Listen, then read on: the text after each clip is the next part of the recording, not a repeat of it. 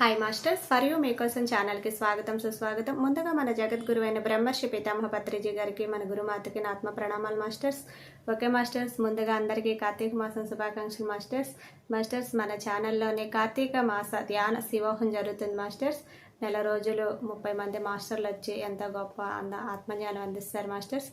ఈరోజు కాశీ విశ్వనాథేశ్వరుడు జ్యోతిర్లింగం వారణాసిలో ఉంది మాస్టర్స్. కాశీ అని కూడా అంటారు.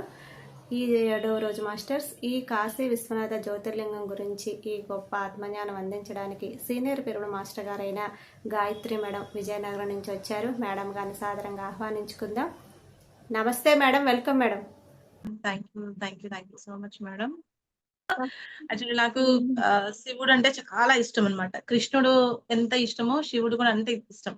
ఎందుకంటే సంసారంలో ఉంటూ నిర్వాణం ఆయన అసలు వద్దు అనే ఆయన అంత అద్భుతమైనటువంటి సంసారాన్ని చూసుకుంటూ మోక్ష స్థితిలో ఉంటూ ఎప్పుడు ధ్యాన స్థితిలో ఉంటూ సాధు సన్యాసిగా ఉంటూ సంసారిగా ఉంటున్న యోగి అద్భుతమైనటువంటి శివుడు అనమాట. వాటి తెలుసుకుంటున్నాను. మీకు ఫస్ట్ థ్యాంక్ యూ చెప్పాలి madam. Thank you so much గారికి, అమ్మ స్వర్ణమాల పత్రి అమ్మకి థ్యాంక్ యూ అండి. Thank you. నా ఆత్మ ప్రణామాలు తెలియజేసుకుంటున్నాను.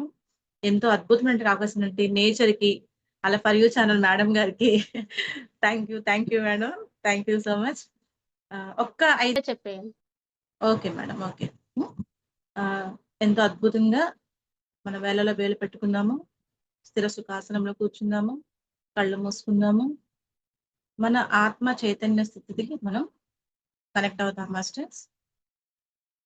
ఎంతో అద్భుతమైనటువంటి ఎప్పుడు ఉన్నటువంటి డైమెన్షన్ లో ఎంతో అద్భుతమైన ఎనర్జీస్ మనం తీసుకుంటున్నాం మాస్టర్స్. ముందు ఉన్నదంతా ఒక డైమెన్షన్ అయితే ఇప్పుడు మారుతున్న డైమెన్షన్ అద్భుతమైనది అనమాట. ప్రతి ఒక్క సాధకుడికి ఎంతో అద్భుతంగా తనని తాను తెలుసుకోవడానికి, మన ఆత్మశక్తికి మనం కనెక్ట్ అవ్వడానికి అద్భుతమైన సమయం అన్నమాట ఇది. మన శ్వాసని గమనిస్తూ మన ఆత్మ చైతన్యానికి మనం కనెక్ట్ అవుతాం సిస్టర్స్. శ్వాసని గమనిస్తూ, ఉచ్ఛ్వాస నిశ్వాసాలను గమనిస్తూ మనదైనటువంటి ఆత్మ చైతన్యంతో మనం కనెక్ట్ అవుతాం సిస్టర్స్.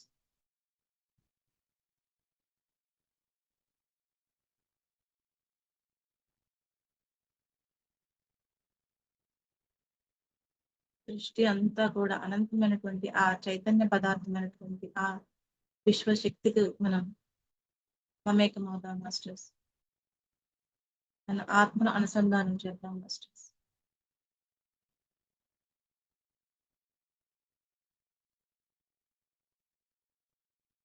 నిరంతర ధ్యాన సాధనలో మనదైనటువంటి ఆ దివ్యత్వాన్ని మనం మేలుకొలుపుతాం మాస్టర్స్. మనము అంటే ఆ దివ్యత్వము.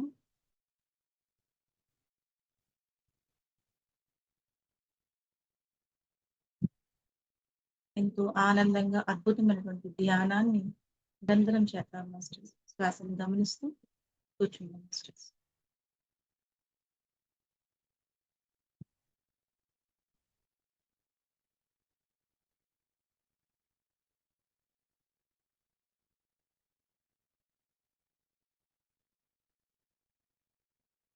శరీరంలో ప్రతి అణువు కూడా ఆ పరమాత్మ స్వరూపం అని గుర్తిద్దాం మాస్టర్స్.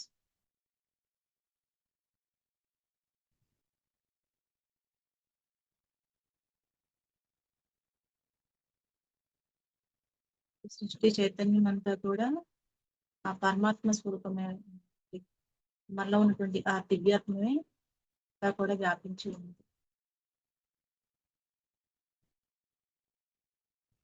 శ్వాసను గమనిస్తూ స్థిర సుఖాసనంలో కూర్చుందాం మాస్టర్స్.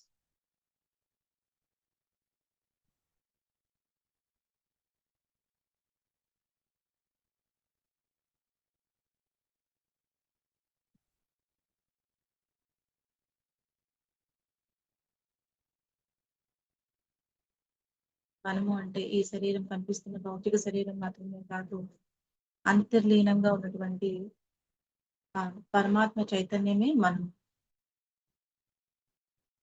దానిని ధ్యాన స్థితిలో మనం తెలుసుకున్నాం మాస్టర్స్.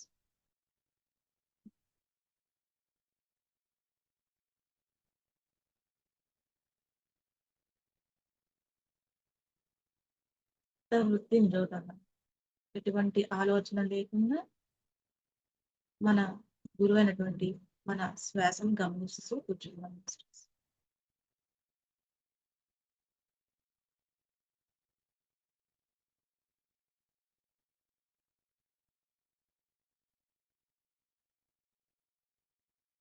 శ్వాస మీద ధ్యాస, శ్వాసని సంధానం అవుదాం మాస్టర్స్.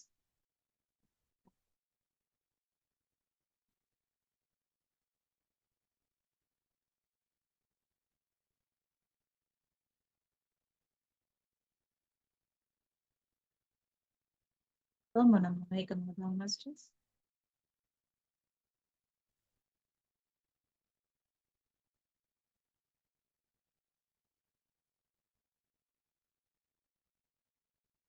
అద్భుతమైనటువంటి జ్ఞానంలో బ్రహ్మానందానికి మాస్టర్స్.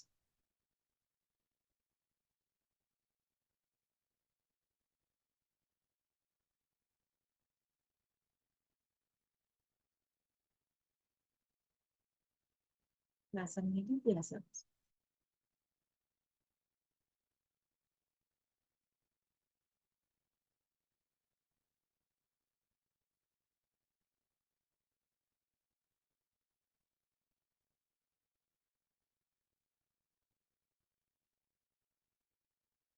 శ్వాసని సంధానం, శ్వాసతో మమేకం అవుదాం మాస్టర్స్.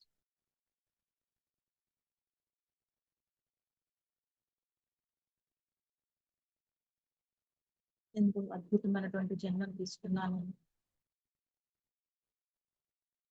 ఈ జన్మలో సత్యం తెలుసుకోవడానికి వచ్చాను. సత్యమే మనము కూడా ఆ పరమాత్మలో ఒక అంశగా తెలుసుకోవడానికి భూమి మీదకి వచ్చాము మాస్టర్స్. మన లక్ష్యం కూడా అదే. అటువంటి సత్యాన్ని కేవలం ధ్యాన సాధన ద్వారా మాత్రమే తెలుసుకుంటాం మాస్టర్స్.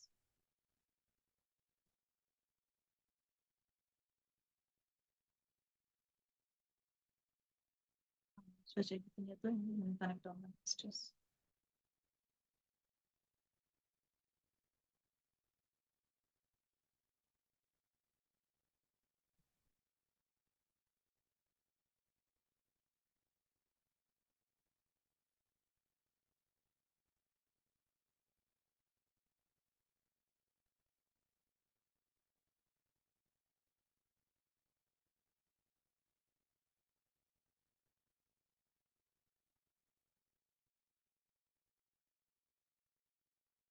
అనుసంధానం అవుతాం మాస్టర్స్.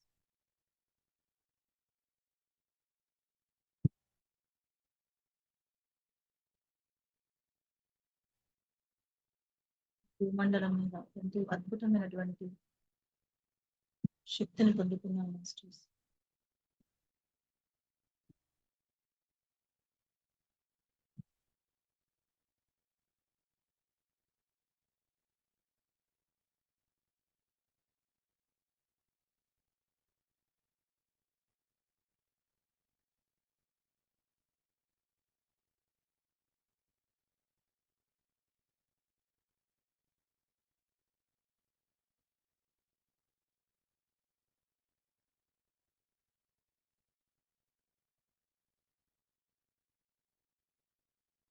అనుసంధానం, శ్వాస మీద ధ్యాస మాస్టర్స్.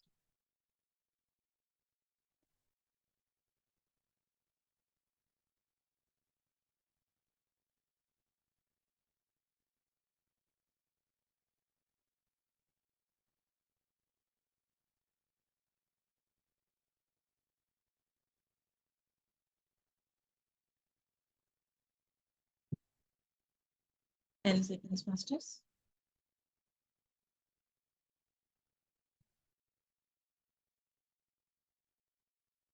శ్వాస మీద ధ్యాస.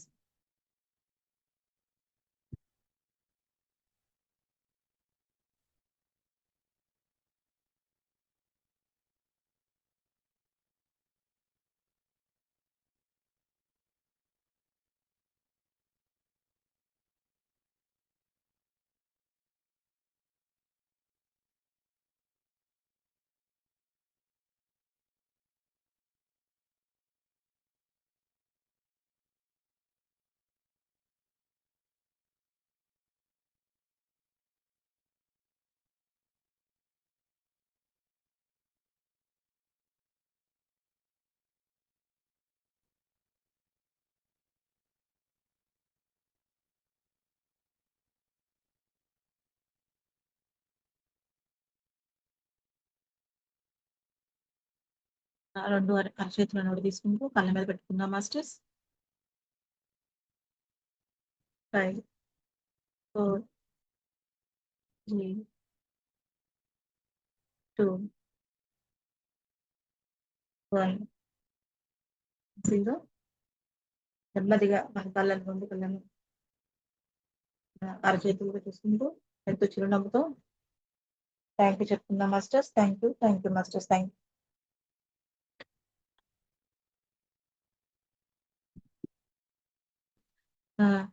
పర్యవేక్షణ వారు ఎంత అద్భుతమైనటువంటి కార్యక్రమాన్ని పెట్టారండి.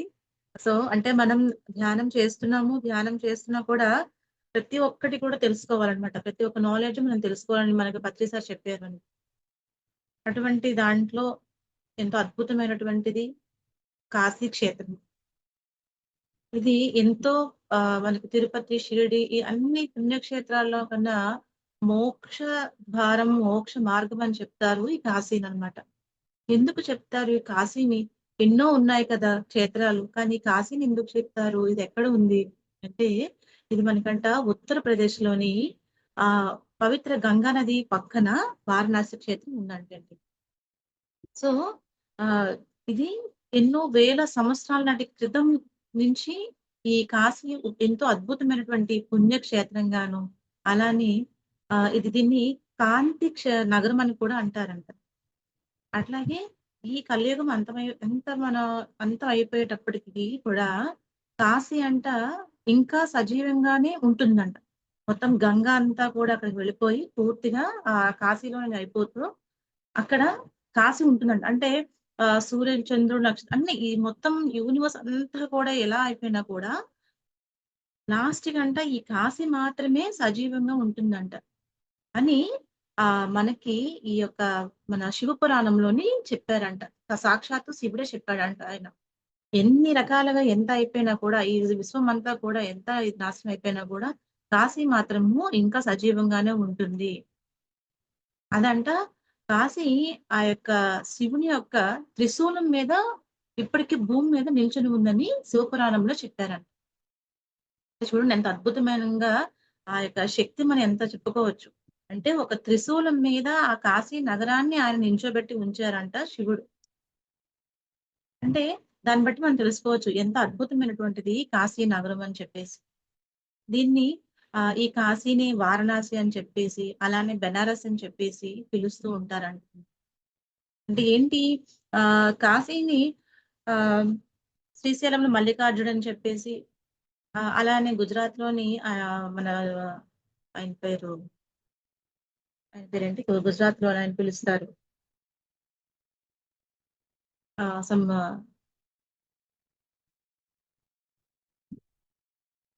అక్కడ ఆయన అలానే ఈ కాశీలోని విశ్వనాథుడు అని చెప్పేసి పిలుస్తారనమాట. విశ్వనాథుడు అంటే ఏంటి? ఈ విశ్వం అంతటికి కూడా నాథుడు అంటే ఆయన పాలించేవాడు. అంతటిని కూడా ఈ విశ్వాన్ని అంతటిని కూడా పాలించేవాడు రాజు అని అర్థం వస్తుందంట. అంటే చూడండి ఈ సృష్టి ఆరంభంలోనే ఎంతో అద్భుతంగా ఈ యొక్క సృష్టి అంతటిని కూడా అంతటిని పరిపాలించేవాడు, అలానే అంతటికి కూడా రాజు అని చెప్పి ఆయన్ని విశ్వనాథుడు అని పిలుస్తారంట. అసలు ఇది కాశీ అసలు ఎలా అసలు కాశీ క్షేత్రం ఎలా వచ్చింది అసలు అంటే, విష్ణు పురాణంలోను అలానే శివ పురాణంలో కూడా విష్ణువు మొట్టమొదట ఈ యొక్క ఆవిర్భావం జరిగేటప్పుడు అంట విష్ణువుకి బ్రహ్మకి ఇద్దరికి మధ్యన వాళ్ళిద్దరి మధ్యలో ఎవరు గొప్ప ఎవరు పెద్ద గొప్ప ఇద్దరికి వాగ్దానాన్ని నేను గొప్ప అనే యొక్క ఆ రెండింటి మధ్యన ఏదైతే జరుగుతుందో అటువంటి సందర్భంలోని ఒకానొక కాంతి అగ్ని కాంతి స్తంభంగాను ఒక శివ యొక్క అగ్ని స్తంభం ఏదైతే ఉన్నదో వాళ్ళిద్దరి మధ్యన కూడా ఒక అగ్ని స్తంభం ఏర్పడిందండి. ఆ అగ్ని స్తంభం నుంచే శివుడు వచ్చి మీ ఇద్దరిలో ఎవరు గొప్పగా ఎవరు మొట్టమొదటి అని తెలుసుకోవాలనుకుంటే ఈ యొక్క అగ్ని స్తంభం యొక్క మూలం ఎక్కడ ఉన్నది, ఆది ఎక్కడ, అంతం ఎక్కడున్నది అంటే మూలం ఆది ఎక్కడ ఉన్న రెండు కూడా చెప్పేటప్పుడు విష్ణుమూర్తి ఒక వరాహ రూపంలోని ఆ యొక్క కిందకి వెళ్ళారంట, బ్రహ్మ అంట పైకి వెళ్ళాడంట. అంటే దీని యొక్క ఆది ఎక్కడుంది, అంతం ఎక్కడుందని చెప్పి ఆ యొక్క స్థితిని కలుపుకోవడానికని వెళ్ళారంట. వెళ్ళేటప్పుడు ఈ యొక్క బ్రహ్మ ఏం చేశారంటే ఇంకా వెళ్తుంటుండగా ఎక్కడ తెలియటం లేదనమాట. అగ్నిస్తంభం యొక్క ఆది ఇంకా అంతం ఎక్కడుందో తెలియటం లేదు. అలానే విష్ణుమూర్తి కూడా కిందకి వెళ్తుండగా లేకపోతున్నారనమాట. అంటే అంత స్థితిలో ఉందనమాట. అగ్నిస్తంభం ఆది అంతము లేనటువంటి స్థితిలో ఉందనమాట అది. ఆ టైంలో అక్కడ విష్ణుమూర్తి ఉన్నది ఉన్నట్టుగా నాకు తెలియలేదు మీ యొక్క మూలం ఎక్కడ స్టార్ట్ అయ్యింది అనేది తెలియలేదు నాకు. అలానే బ్రహ్మ ఆహ్, ఒకానొక సంపెంగ పువ్వు సాక్షిగా తీసుకొనొచ్చి అంటే మనం చూసే ఉంటాం. మనకు తెలిసి ఉంటుంది. దాన్ని సాక్షిగా తీసుకొచ్చి మీ యొక్క అంతము అక్కడ ఆగిపోయింది అని చెప్పి దానికి అబద్ధపు సాక్ష్యంగాను తీసుకొస్తారంట ఆయన. ఎప్పుడైతే ఆయన అలా తీసుకొస్తారో అప్పుడు ఈ యొక్క శివుడు తాను ఒక కాలభైరవుడిగా ఒకానొక రూపంగా ఆయన అదే అక్కడ తీసుకొని బ్రహ్మ యొక్క తలని నరికిస్తారంట ఆయన. కపాలం అంటే ఆ యొక్క బ్రహ్మ ఎప్పుడైతే 4 తలలుంటాయి కదా! దాంట్లో ఒక తలని నరికిస్తారంట అక్కడాయన. సో, ఎప్పుడైతే ఆ యొక్క ఘటన జరిగిందో అక్కడేంటంటే శివుడితో సమానంగానే విష్ణుమూర్తికి కూడా ఆధిపత్యం ఇస్తారంట అక్కడ. అంటే సాక్షాత్తు శివుడే ఆ యొక్క స్థితిని అక్కడ ఇస్తారంట. అలానే బ్రహ్మ కూడా నువ్వు ఏదైతే అబద్ధం చెప్పావో నీకు ఎటువంటి పూజలు ఏమీ లేవు అని చెప్పి ఆ యొక్క శివుడు ఆ విధంగా చెప్తారంట. అక్కడ ఆ యొక్క ఘట్టంలోని ఎప్పుడైతే ఈ బ్రహ్మహత్యం ఎప్పుడైతే జరిగిందో అటువంటి సందర్భంలోని ఈ యొక్క కాశీ నగరం ఏదైతే ఉన్నాదో ఆ కాశీ నగరానికి శివుడు కూడాను అంటే బ్రహ్మహత్య మహాపాపం కాబట్టి ఆ యొక్క కాశీ నగరంలోకి వెళ్ళి అక్కడ ఆయన ఏదైతే దాని యొక్క పాపం ఏదైతే చేశారనుకున్నారో దాని యొక్క స్థితిని ఆయన పోగొట్టుకోవడానికి అక్కడ ఆ కాశీ నగరానికి వెళ్ళారని చెప్పి మనకి శివపురాణాలు చెప్తున్నాయన్నమాట. అంటే ఏంటి? ఆది అంతము కూడా ఆ యొక్క అగ్నిస్తంభంకి లేదనమాట. అటువంటి అయినటువంటిది ఈ యొక్క కాశీ విశ్వేశ్వరనాథుని యొక్క ఆలయం అనమాట. సో, అలానే అక్కడ ఆహ్, ఆది శంకరాచార్యులు కూడా ఈ వారణాసిలో ఆయన 8వ శతాబ్దంలోని ఈ యొక్క కాశీని సందర్శించారంట. కాశీని సందర్శించి అక్కడ ఇది ఎంతో అద్భుతమైనటువంటి మోక్షధామం అని కూడా చెప్పారంట మనకి. అంటే ఏంటిక్కడ ఆహ్, ఎంతో అద్భుతమైనటువంటి ఇన్ని నగరాలు ఉన్నప్పుడంతటి కూడాను కాశీని ఎంతో అద్భుతమైనటువంటి కాంతి నగరంగాను, అలానే ఎంతో ప్రకాశవంతమైన నగరంగాను ఈయన చెప్పారంట. అట్లాగే శివపార్వతులిద్దరూ కూడా ఆ యొక్క ఆహ్, మొత్తం ఈ విశ్వం ప్రపంచం అంతటిని సందర్శించేటప్పుడంట ఆయనకి ఒకానొక ప్రదేశంగాను ఈ యొక్క కాశీని వాళ్ళ శాశ్వత నివాసంగా కూడా ఏర్పరుచుకున్నారంట. అంటే ఏంటి? శివపార్వతులే సాక్షాత్తు వాళ్ళు నివాసంగా ఉండడానికి ఈ కాశీని ఎంచుకున్నారంటే, ఎంతో అద్భుతమైనటువంటి మోక్షధామమైనటువంటిది ఈ వారణాసి అన్నమాట. ఈ వారణాసిలోనంట మొత్తం 84 ఘాట్లున్నాయంట ఇక్కడ మనకి. అంటే ఒక్కొక్క అంటే ఎందుకు ఇంత అద్భుతమైనటుంది ఈ వారణాసి? శివుడు ఎందుకంత ఆహ్, మోక్షధామంగా ఇక్కడ ఎందుకిచ్చారు? దేనికిచ్చారంటే అక్కడ మణికర్ణిక ఘాట్ అని చెప్పి, హరిశ్చంద్ర ఘాట్ అని చెప్పేసి ఈ ఈ ఉన్న 84 ఘాట్‌లో కూడా ఈ ఘాట్లు కూడా అక్కడ ఉన్నటువంటి ఆ శ్మశానంలో ఉన్నటువంటి ఏవైతే ఉన్నాయో ఆ యొక్క దహన సంస్కారాలకన్నిటికి కూడా అక్కడ ప్లేస్ ఉందన్నమాట.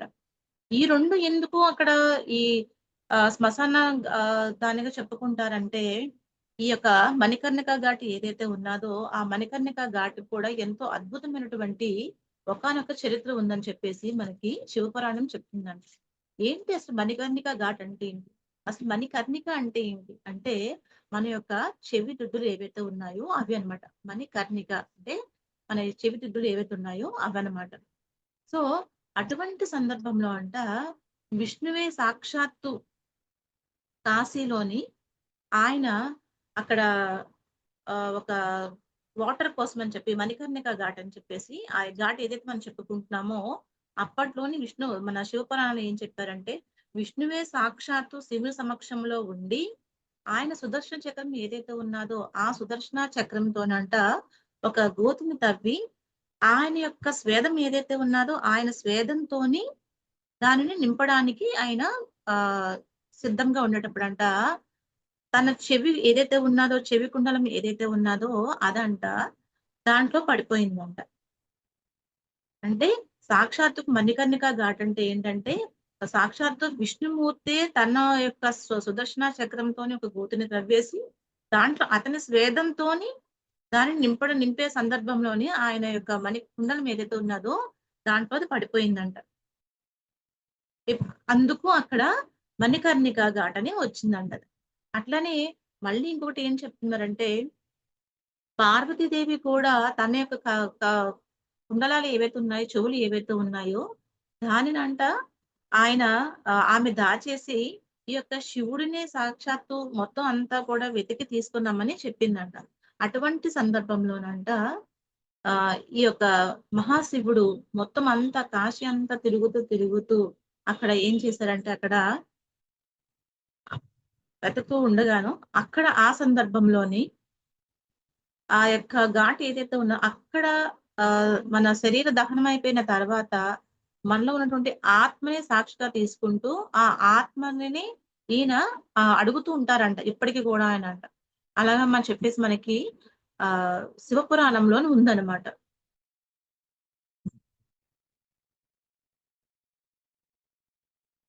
అంటే ఏంటి సాక్షాత్తు శివుడే తానుగా అక్కడ ఉంటూ నిరంతరము కూడా ఆ యొక్క శ్మశానంలో ఉంటూ దాన్ని ఒక స్థితిగా తీసుకుంటూ ఉన్నారు అని చెప్పేసి ఇప్పటికి కూడా శివపురాణంలోనే చెప్తున్నారనమాట.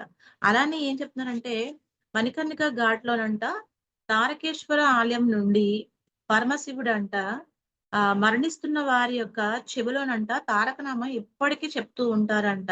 చెప్తూ ఆహ్, అక్కడ ఉన్నటువంటి ఆ యొక్క మరణించిన వాళ్ళకంట ఆహ్, చెవులోని తారకనామం చెప్తూ వాళ్ళకి మోక్షాన్ని ఇవ్వమని చెప్పి విష్ణువుని ఆయన కోరారంట. అంటే చూడండి. అంటే ఇప్పటికి మనకి ఎంతో అద్భుతమైనటువంటి ప్రాచుర్యంలో ఉన్నటువంటి ఏంటి కాశీ వెళ్తే మోక్షం వస్తుంది మనకి. కాశీలోని ఆహ్, మనం బాడీ వెకేట్ చేస్తే మనకి డైరెక్ట్‌గా మోక్షమే వస్తుంది. అంటే అంత అద్భుతమైనటువంటిది మోక్షధామమే కాశీ. అంటే సాక్షాత్ పరమశివుడు నడిచిన యొక్క ప్రదేశమే కాశీ అని ఇప్పటికి మనం అందరం వింటూనే ఉన్నాము. ఇంకా జరుగుతూనే ఉన్నాయి. కొంతమంది కాశీలోని వెళ్ళిపోయి అక్కడే ఉండిపోయి నివాసం ఉండిపోయి ఇంక చనిపోయే వరకు అక్కడే ఉండిపోతారనమాట. వాళ్ళ యొక్క శరీరం కూడా అక్కడే.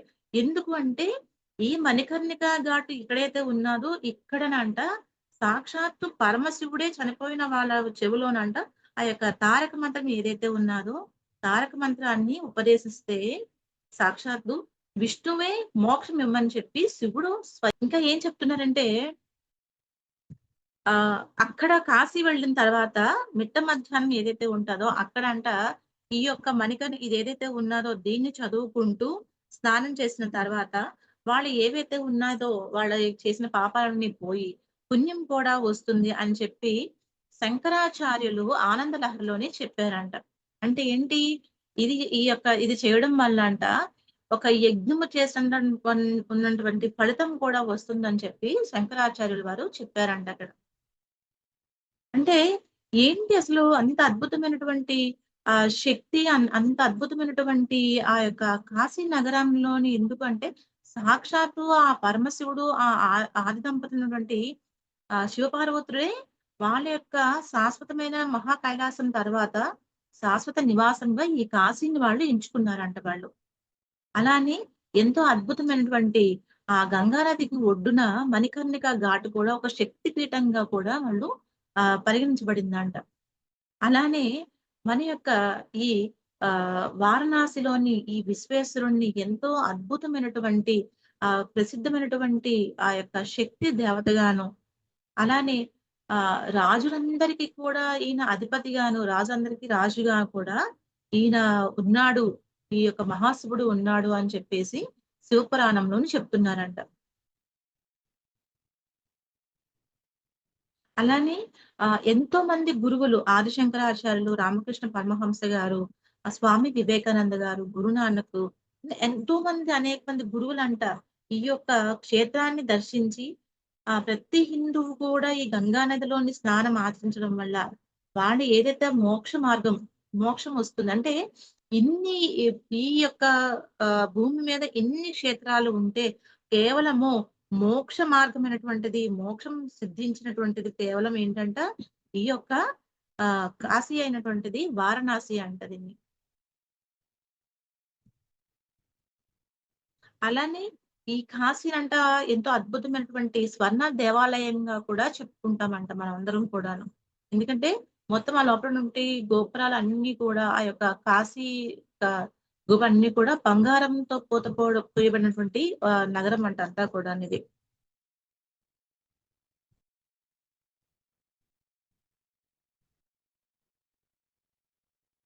అట్లాగే మహాభారతంలోని కురుక్షేత్ర యుద్ధంలోని పాండవులు యుద్ధం చేస్తారు. యుద్ధం చేసిన తర్వాత వాళ్ళు ఎంతో వాళ్ళ యొక్క అన్నదమ్ములను, వాళ్ళ గురువులను యుద్ధంలో అందరూ అయ్యారు కాబట్టి అక్కడ వాళ్ళు ఉన్నటువంటి ఏదైతే ఉన్నదో అంటే భాతృహత్య అలానే బ్రహ్మహత్య. అంటే భాతృహత్య అంటే ఏంటి? వాళ్ళ సొంత పితృతండ్రులను వాళ్ళ తమ్ముళ్ళే. బ్రహ్మహత్య అంటే వాళ్ళ గురువు. అంటే ఏవైతే ఉన్నాయో ఇదంతా కురుక్షేత్ర యుద్ధం జరిగిన తర్వాతను వీళ్ళంట అటు దాని నుంచి బయటపడాలని చెప్పి అక్కడ విముక్తి పొందాలని చెప్పి ముక్తి పురాణాలు చెప్పినటువంటి అంటే సప్తముక్తులు అంటే 7 రకాలటువంటి ముక్తి మార్గాలు ఉన్నటువంటి ఆ యొక్క ఆ ఏమున్నాయంటే అవి దేవాలయాలు అనమాట. ఆ పుణ్యక్షేత్రాలు సప్తముక్తి పుణ్యక్షేత్రాలు అని చెప్పేసి 7 పుణ్యక్షేత్రాలు ఉన్నాయంట. ఆ 7 పుణ్యక్షేత్రాల్లో ఎంతో అద్భుతమైనటువంటిదంట ఈ కాశీపట్నం అంట. అటువంటి కాశీపట్నాన్ని వాళ్ళు దర్శించి వాళ్ళు ఏదైతే పాపం చేశారో అటువంటి ఆ యొక్క దోషం నుంచి బయటపడడానికి అని చెప్పి కాశీని సందర్శించి అక్కడ వాళ్ళంట స్నానం చేసి వాళ్ళ యొక్క ఆ మోక్షాన్ని పొందారని చెప్పేసి మహాభారతంలో ఉన్నటువంటి అది దానిలోని ఉన్నటువంటిగా చెప్తున్నారనమాట. అలానే ఈ యొక్క సప్తముక్తి పుణ్యక్షేత్రాలు ఏంటి అంటే అయోధ్య ఉందంట, మధుర ఉంది, అట్లానే గయ, కాశీ, అవంతిక, కంచి, ద్వారక. అంటే చూడండి ఈ ఈ అన్ని 7 సప్తముక్తి పుణ్యక్షేత్రాలు ఏంటంట ఇవన్నీ కూడాను ఇవి 7 ముక్తి క్షేత్రాలంట. ఈ 7 ముక్తి క్షేత్రాల్లోని కాశీ ఎంతో అత్యంత అద్భుతమైనటువంటి శక్తివంతమైనటువంటి ముక్తి మార్గమైనటువంటి కేంద్రం అంట ఇక్కడ. అలానే ఈ కాశీ గురించి మన ఈ పురాణాలు ఇవన్నీ కూడా ఏం చెప్తున్నాయంటే అథర్వణ వేదంలోని సుమారుగా 1000 సంవత్సరాల నుంచి అథర్వణ వేదంలోని కొన్ని వేల సంవత్సరాల క్రితం ఈ కాశీలోని నివసించి ఉన్నారు అని చెప్పేసి ఇది ముక్తికి మార్గంగాను ఇది కేంద్రంగా ఉన్నది కాశీ నగరం అని చెప్పేసి ఆయనకు ఆ అథర్వణ వేదంలోను కూడా చెప్పారంట.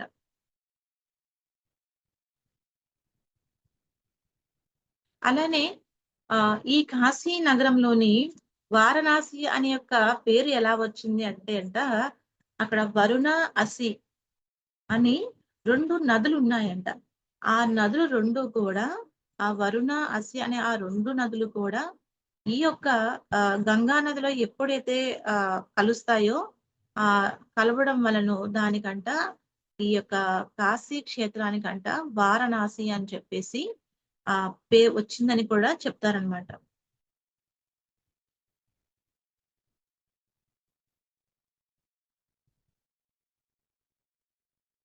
అలానే ఈ ఈ కాశీ క్షేత్రాన్ని మోక్ష ద్వారం అని అలానే ఇక్కడ కాశీలో మరణించిన తర్వాత వాళ్ళకి ఖచ్చితంగా ముక్తి లభిస్తుంది అని చెప్పి అలానే చాలా మంది ఇక్కడికే వచ్చి ఆ ముక్తిని పొందుతారు అని చెప్పేసి ఆ యొక్క పురాణాలు ఏవైతే ఉన్నాయో శివపురాణాలు ఏవైతే ఉన్నాయో శివపురాణాల్లోని దీనిగా వర్ణించబడిందంట. అలానే ఇక్కడ ఇప్పుడు ప్రతినిత్యము కూడా ప్రతిరోజు కూడా గంగా హారతి ఎంతో అద్భుతమైనటువంటి ఆ యొక్క వాళ్ళ యొక్క సంప్రదాయాల్లోని ఒకానొక అద్భుతమైనటువంటిది గంగా హారతి అనమాట. ప్రతినిత్యము కూడా ఆ కాశీలోని గంగా హారతి ముఖ్యంగా ఆచారంగా దాన్ని ఇప్పటికీ మనకి కొనసాగిస్తున్నారంట. అలానే ఈ యొక్క కాశీలోని మరణిస్తే వాళ్ళకంట సర్వ పాపాలని పూర్తిగా నశించి గంగా స్నానంలో ఎప్పుడైతే స్నానం చేసి వాళ్ళు ఎప్పుడైతే ఈ యొక్క కార్యక్రమాలు ఏవైతే అవన్నింటిని కూడా ఆచరించి ఎవరైతే చేస్తారో వాళ్ళు ఆ పాపాల నుండి విముక్తి పొంది వాళ్ళకి పునర్జన్మ కూడా ఉండదు అని చెప్పేసి ఎంతో అద్భుతమైనగా మన శివపురాణంలోని అద్భుతంగా చెప్పబడిందనమాట. అంటే ఏంటి ఇవన్నీ కూడా పురాణాల ఆధారాలే కదా! అన్నీ కూడాను. మనం ఇవి ఉన్నాయి, ఇవి చేసాము ఇవన్నీ అంటే కూడా పురాణాల్లో చెప్పిన విధంగానే మనం అంతా కూడా నమ్మకం ఎంతాను. అంటే మళ్ళీ వాళ్ళకి ముక్తి ఉండదు. మళ్ళీ మోక్షం వస్తుంది. పునర్జన్మ అనేది ఉండదు. అంటే ఎంతో అద్భుతమైనటువంటిది ఈ కాశీ క్షేత్రం అన్నమాట. అలానే మన ఈ కాశీలోనే ఎంతో అద్భుతమైనటువంటి ఆలయాలు కూడా ఉన్నాయంట. అది ఏంటి విశ్వేశ్వరుడి ఆలయము, అలాగే అన్నపూర్ణ ఆలయము, వరాహి ఆలయము, అలానే తులసి మానస ఆశ్రమము, తర్వాత సంకట విమోచన ఆలయం. అంటే ఇవన్నీ కూడా అన్నమాట. అంటే దగ్గర దగ్గర చాలా మొత్తం ఈ యొక్క హ్మ్. గంగా నది ఒడ్డున కాశీలోని 84 ఘాట్లున్నాయన్నమాట. ఈ 84 ఘాట్‌లో కూడా అక్కడేంటి, దాంట్లోనే 2 రకాలమైనటువంటి హరిశ్చంద్ర ఘాటు, మణికర్ణిక ఘాట్ అన్నమాట.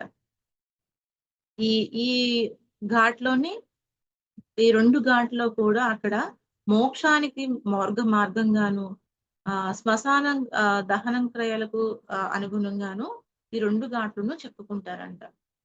సో, రిమైనింగ్ అన్నీ కూడా స్నానాదులకని చెప్పుకున్నాం. అంటే ఏంటి అసలు ఎంతో అద్భుతమైనటువంటి ఈ కాశీ విశ్వేశ్వరుడి దగ్గరంట ఆహ్, చరిత్రలో ఎంతో పురాతనమైనది గాను, అలానే అంటే ఇది కొన్ని వేల సంవత్సరాల నుంచి కూడా ఈ కాశీ అంట ఆహ్, దాన్ని ధ్వంసం చేస్తూ ఉన్నారంట. మళ్ళీ కడుతున్నారంట. మళ్ళీ చేస్తున్నారు.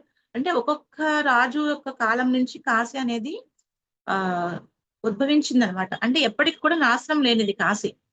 అంటే ఎంతమంది ఏది చేసినా కూడా కాశీ అనేది నాశనం లేనటువంటి ఒక మహాముక్తి క్షేత్రాల్లో ఒకటనమాట అది. అలానే ఎంతో అద్భుతమైనటువంటి శక్తి మోక్ష ప్రదాయం కూడా ఈ కాశీ అన్నమాట.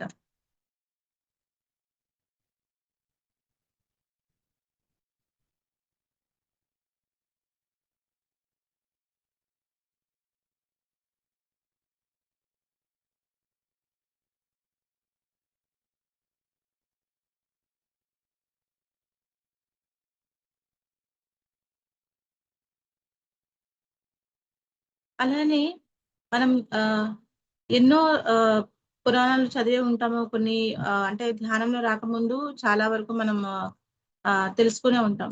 కానీ ఇటువంటి కాశీ క్షేత్రంలోని సాక్షాత్తు ఆ విశ్వేశ్వరుడే తన యొక్క శక్తిని అంతటిని కూడా ఆ కాశీలోని ఆ యొక్క శివపార్వతులే దాన్ని ఆ యొక్క శక్తిగాను, ఆ యొక్క మోక్ష మార్గంలోనికి దానిగా తీసుకున్నారంట ఈ కాశీ దాన్ని.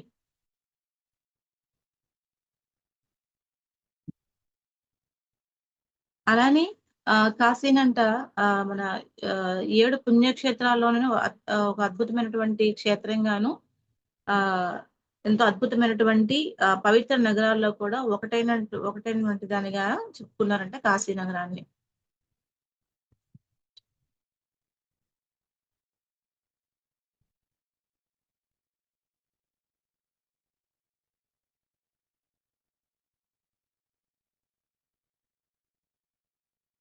అప్పట్లోని మొట్టమొదట ఈ కాశీ నగరానికంట కాశీ అని పేరు ఉండేది కదా! దీనిని వారణాసి అని చెప్పుకునేవారు. కానీ ఒక్కొక్క అప్పటి బ్రిటిష్ యుగంలో వాళ్ళంట ఈ ఈ యొక్క వారణాసిని వాళ్ళు బెనారస్‌గా కూడా అని మార్చారంట పేరుని.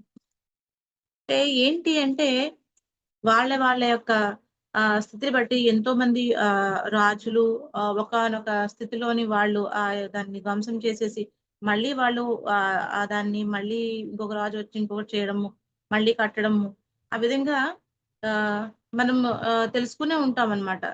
మన బాబ్రీ మసీదు చేసేటప్పుడు అక్కడ ఎటువంటి ఇది లేదు, వారణాసి లేదు అని చెప్పేసి మనం న్యూస్‌లో చూసే ఉంటాం మనం. అంటే ఏంటి అక్కడ ఎంతో అద్భుతంగా మన ఎన్ని మొత్తం 10,000 సంవత్సరాల క్రితం ఉన్నటువంటి ఆ కాశీ క్షేత్రాన్ని ఎప్పుడైతే ఈ యొక్క ఔరంగజేబ్ అంట ఆయన వచ్చిన తర్వాత దానిని పూర్తిగా ఇచ్చేసేసాడంట. యెస్. నాశనం యెస్. చేయాలని చూసేటప్పుడు దాన్ని చేయడానికి లేదు. అంటే నాశనం చేయడానికి చూసాడు. కానీ దాన్ని ఎటువంటి దానికి చేయలేకపోయాడంట కంప్లీట్ గాను. ఆ తర్వాత ఒకానొక రాజు అలా రావడంతోని దాని రూపురేఖలు ఏమి లేకుండా చేయదలుచుకున్నారంట. కానీ ఆ యొక్క కాశీని పూర్తిగా పునర్నిర్మాణం చేయడానికని చెప్పేసి ఆ యొక్క రాజులు ఎవరైతే ఉన్నారో ఆ రాజుల కాలంలోనే దాన్ని పూర్తిగా సంరక్షిస్తూ వచ్చారంట దాన్ని వారణాసిని. ఏం చెప్పిందంటే ఓకేనా మేడం? ఇంక టైం ఉందా? అయిపోయిందా? మనం విశ్వేశ్వరుడు గురించి చెప్పాలనుకుంటే కాశీ గురించి నాకు కొంచెం కంటెంటే దొరికింది. సో, ఇంతవరకే చెప్తాను మేడం. ఇంతవరకు చెప్పగలిగాను. ఆ! ఒకటే ఇప్పుడు శివుడి గురించి, కాశీ గురించి అంటే నాకు కొంత కంటెంట్ కాకపోతే ఒక్కటే మేడం. నేను అనుభవంలో తెలుసుకున్నది నాకు వచ్చిందేంటంటే శివుడు అనేది ధ్యానానికి ప్రతీక. ఎన్ని పుణ్యక్షేత్రాలు మనం తిరిగినా, ఎన్ని రకాలు మనం చేసినా, మనతో మనం ఇన్నర్ కనెక్ట్ అవ్వకపోతే ఏది మనం చేయలేము. ఇది యెస్. యెస్. నా అంటే అనుభవంలోకి వచ్చినవన్నమాట అదంతా కూడా. మనం చూడండి హర్రీ బరీగా వెళ్ళిపోతూ అక్కడ చూస్తాము, అక్కడ అన్నీ చూసుకొని వస్తాము. కానీ అక్కడ ఏంటి ధ్యానం చేయడానికి స్థితి కూడా ఉండదు కొంతమందికి. అంటే అన్ని పుణ్యక్షేత్రాలు తిరిగారనుకుంటాం. అన్ని వచ్చా అనుకుంటాం. కానీ మనతో మనం ఎంతసేపు ఉంటున్నామో, మన ఆత్మస్థితిలో మన సాక్షాత్తు మహాశివుడే చెప్తాడు. ఎన్ని క్షేత్రాలు తిరిగినా, ఎన్ని చేసినా మన ఆత్మస్థితిని మనం అందుకు ఆయన ఎప్పుడు కూడా ధ్యాన ముద్రలోనే ఉంటాడు. ఎప్పుడు కూడా ఆయన. సో, ఆయన దగ్గర నుంచి నేర్చుకోవాల్సిందేంటంటే ధ్యానమే. ఆయన అసలైన చెప్పింది ధ్యానమే. మనం ఎంత ధ్యానం చేస్తూ, మనం ఎంత మనతో మనం కనెక్ట్ అవుతూ, మనలో ఉన్నటువంటి ఆ చైతన్య ఆత్మశక్తికి మనం ఎంత కనెక్ట్ అవుతామో, ఇంకా ఎక్కడికి మళ్ళవసరం లేదు. జపాలు, పూజలు, దానాలు అన్నిటికన్నా ధ్యానమే గొప్పది అని చెప్పేసి ఆయన చెప్పేసాడు. అలానే మనకి భగవద్గీతలో కూడా అదే చెప్పారు. ఆ! సో, ఏంటంటే మనల్ని మనం తెలుసుకోవాలనుకుంటే ఇవేంటి కాశీ ఈ పుణ్యక్షేత్రాలన్నీ కూడా ఒకానొక ఎనర్జీ ప్లేస్ అన్నమాట. అవంటే స్వయంభూగా ఈ కాశీ కూడా ఒక స్వయంభూ లింగం అన్నమాట ఇది కూడాను. తానుగా ఉద్భవించింది. సో, తానుగా లింగం ఉద్భవించిందంటే, మనకి మనవుగా ఒక ఆత్మశక్తి చైతన్యంతో మనగా మళ్ళీ ఉద్భవించాలంటే ఎలాగా? ధ్యానంలోనే అదవుతుందనమాట. అంటే నేనది కంటెంట్ తెలుసుకున్నానండి. అంటే ధ్యానం తెలుసుకుంటున్నాననమాట. అంటే మనం ఇన్ని చేసినా, ఇంత చేసినా తనకు తానుగా స్వయంభుగా ఈ భూమి మీదకొచ్చి ఎంతో ఎనర్జీని పంచి, ముక్తి మార్గం అంటున్నారు, మోక్ష మార్గం అంటున్నారు, నాశనం లేనిదంటున్నారు కాశీని. ఇంత అద్భుతమైనటువంటి ఆ యొక్క శక్తి క్షేత్రం అని చెప్పేటప్పుడు, మనం కూడా ఈ భూమి మీదకి ఒకానొక పరమాత్మగా వచ్చున్నాం కదా! మనం కూడా స్వయంభుగా మనకి ఇచ్చానుసరిగా మనం భూమి మీదకొచ్చాము. మన శక్తిని మనం మేల్కొల్పాలి అనుకుంటే ధ్యానం ఖచ్చితంగా చేయాలి. ఆయన చెప్పిందే ధ్యాన స్థితి. ఎప్పుడైతే మనం ధ్యానం చేస్తామో, మనం స్వయంగా చూడండి అంతవరకు ఒక భక్త ప్రహ్లాదుడు ఎంత అద్భుతంగా తల్లి కడుపులో ఎంత అద్భుతంగా తెలుసుకున్నాడో, అలానే మనం కూడా ఆ శక్తి, ఆ పరమాత్మ చైతన్య శక్తిని మనం తెలుసుకోవాలనుకుంటే, మనకుగానే దైవాలుగా మారాలి అని నేను తెలుసుకున్నాను మేడం. సో, ఎప్పుడైతే మనకు మనం దైవాలుగా మారుతామో, మనకింకేంటి ముక్తి, మోక్షం అన్నీ మన ధ్యానంలోనే వస్తాయన్నమాట. ఇవేంటంటే ఒక్కొక్కటి ఒక్కొక్క దగ్గర నుంచి మనం తెలుసుకొని, మనం ఆచరించి మనం వాటిని ఇంప్లిమెంటేషన్ ఎప్పుడైతే స్వయంగా మనం ప్రాక్టికల్ చేస్తామో, మనమే మారుతాము అని చెప్పేసి నేను తెలుసుకున్న జ్ఞానం మేడం ఇదంతా. అంటే ఆహ్, ఎన్ని మనం చేసినా, ఎన్ని తిరిగినా ఏంటంటే, అక్కడ ఉన్న ప్రకృతికి కనెక్ట్ అవ్వడము, అందాలు చూడడము, మనకి ప్రతిసారి చెప్తూ ఉంటారు. అక్కడ వెళ్ళండి, మీరు చూడండి, చెయ్యండి అని చెప్తూ ఉంటారు. ఎందుకు వెళ్లి చూడండి, చేయండి అంటే, అక్కడ ఉన్న ఎంతో అద్భుతమైనటువంటి ఆ ఎనర్జీని తీసుకుంటే, మనకి ఒక ఆధ్యాత్మిక స్థితి ఏర్పడుతుందన్నమాట. ఎప్పుడైతే మనకి ఆధ్యాత్మిక స్థితి ఏర్పడుతుందో, మన ఇన్నర్‌లో ఉన్నటువంటి ఆ గుణాలు అనుకోవచ్చు, లేకపోతే మన బ్లాక్స్ అనుకోవచ్చు. మనం ఒకే ఒక రకంగా ఉండిపోయిన తర్వాత ఒక దగ్గరికెళ్ళేటప్పుడు మన ఎనర్జీ కూడా అన్నమాట. మన చైతన్య స్థితి కూడా మారుతూ ఉంటుందన్నమాట. ఇంకా బెటర్‌గా ఇంకా బావుంటుంది. సో, అందుకు ఇవన్నీ వెళ్ళాలి. కానీ ఎక్కడికి వెళ్ళినా, ఏది చేసినా కూడా మనలో మనం కనెక్ట్ అయితేనే వస్తుంది తప్ప ఇంకెవ్వరు ఏమి చేయలేరు. మన ఆత్మని మనం ఉద్ధరించుకోవాలి. దీనికి ఒక ఎగ్జాంపుల్ ఏంటంటే మొత్తం కురుక్షేత్ర యుద్ధం అంతా అయిపోయిన తర్వాత ఒక ఇది ధర్మరాజు ఒక సొరకాయని తీసుకుంటాం. మేబీ అందరూ వినే ఉంటారు ఇది. సొరకాయని తీసుకొని బావ బావ నువ్వు రావా అంటే, "నేను రాను. ఈ సొరకాయని నువ్వు తీసుకొని వెళ్ళు. నువ్వెక్కడెక్కడ మునుగుతావో ఈ సొరకాయని కూడా అందులో ముంచి తీసుకొని రా" అంటారనమాట. సో, అలాగే ఆయన చేసుకొని వస్తారనమాట. అదేమవుతుందంటే దాని యొక్క గుణం ఏంటంటే దానికి చేదు ఉంటుందంట గుణం. అంటే మనం ఎన్ని పుణ్యక్షేత్రాల్లో వెళ్ళినా, ఎన్ని దాంట్లో మునిగినా, మనలో ఉన్నటి గుణం మారకపోతే మనం అలాగే ఉంటాము. సో, ఎన్ని మనం చేసినా, ఎంత చేసినా ధ్యానం అల్టిమేట్ ధ్యానం చేయకపోతే, మనతో మనం యాక్టివేట్ అవ్వకపోతే ఇంకా ఏది చేయలేమనేది నా అనుభవం మేడం. ఎవరిది కాదు. నా అభిప్రాయం అన్నమాట ఇది. సో, ఎంతో అద్భుతమైనటువంటి కాశీ విశ్వేశ్వరుని గురించి ఇచ్చారు. Thank you madam. Thank you. ఇంతవరకు కాశీ నేను చూడలేదు. ఏమో ఈసారి మీ ఇప్పుడు ఎప్పటినుంచో అనుకుంటున్నాను వెళ్ళాలి అంటే చాలా అద్భుతమైందంట. చూడాలి బాగుంది అన్నారు. సో, చాలా ఇష్టం అన్నమాట నాకు కూడా. Thank you madam. Thank you. Thank you madam. Thank you. Thank thank you. You so much. Thank you madam. Thank you so much madam. For you మీకోసం మన ఛానల్కి వచ్చి ఎంతో గొప్ప ఆత్మజ్ఞానం అందించిన మాస్టర్లందరికీ గాయత్రి మేడం గారికి, జ్యోతి మేడం గారికి ధన్యవాదాలు తెలుపుకుంటూ, ఒకే మాస్టర్స్ ప్రతినిత్యం ఎరకతోటి ధ్యానం, స్వాధ్యాయం, సజ్జన సాంగత్యం చేద్దాం మాస్టర్స్. అందరి చేత చేయిద్దాం మాస్టర్స్. వైజాగ్ మెగా పిరమిడ్ రావాలని పరమ గురువుల కోరిక, పత్రి గారి కోరిక, పత్రి మేడం కోరిక. మనం అందరం సంకల్ప జ్ఞానం చేసి వైజాగ్కి మెగా పిరమిడ్ వచ్చేలా చేద్దాం masters. Thank you masters. Thank you. Thank you.